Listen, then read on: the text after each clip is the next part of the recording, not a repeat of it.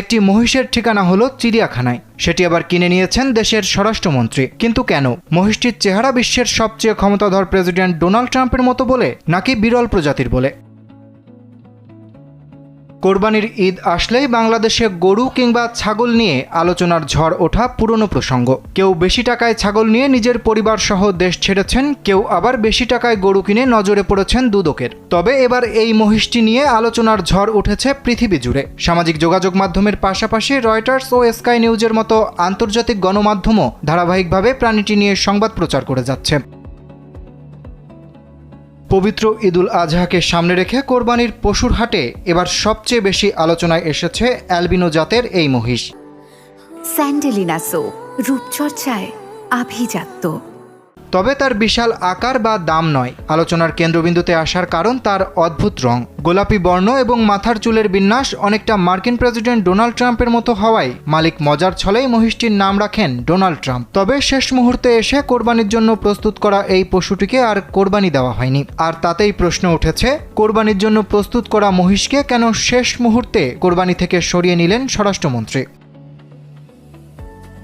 কর্তৃপক্ষ বলছে এর পেছনে রয়েছে দুটি বড় কারণ। প্রথমত, এটি একটি অত্যন্ত বিরল প্রাণী। বিশেষজ্ঞদের মতে প্রতি 10,000 মহিষের মধ্যে মাত্র একটি এ ধরনের বৈশিষ্ট্য নিয়ে জন্ম নেয়। মহিষটির শরীরে মেলানিন নামক রজ্জক পদার্থের ঘাটতির কারণে এর গায়ের রং গোলাপি হয়েছে। এই বিরল জিনগত বৈশিষ্ট্যের কারণে একে অ্যালবিনো মহিষ হিসেবে বিবেচনা করা হচ্ছে। দ্বিতীয়ত, মহিষটিকে ঘিরে জনসাধারণের আগ্রহ এতটাই বেড়ে যায় যে সেটি নিরাপত্তা ও জনশৃঙ্খলার বিষয় হয়ে দাঁড়ায়। প্রথমে কোরবানির হাটে এবং পরে ক্রেতার কাছে মহিষটি দেখতে মানুষের ভিড় বাড়তে থাকে। এতে অপ্রীতিকর পরিস্থিতি ও বিশৃঙ্খলার আশঙ্কা তৈরি হয়।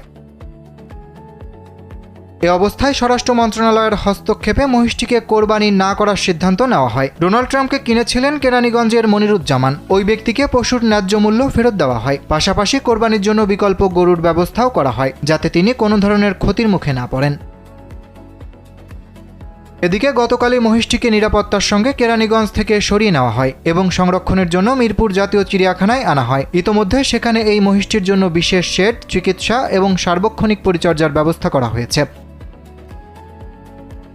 কৃষি, মৎস্য ও প্রাণী সম্পদ প্রতিমন্ত্রী সুলতান সালাউদ্দিন টুকুর ভাষ্য, ডোনাল্ড ট্রাম্প শুধু একটি আলোচিত মহিষ নয়, এটি বাংলাদেশের প্রাণী সম্পদ ও জীববৈচিত্র্যের জন্য একটি গুরুত্বপূর্ণ সম্পদ। ভবিষ্যতে গবেষণা, প্রজনন এবং বিরল প্রাণী সংরক্ষণ কার্যক্রমে এটি গুরুত্বপূর্ণ ভূমিকা রাখতে পারে।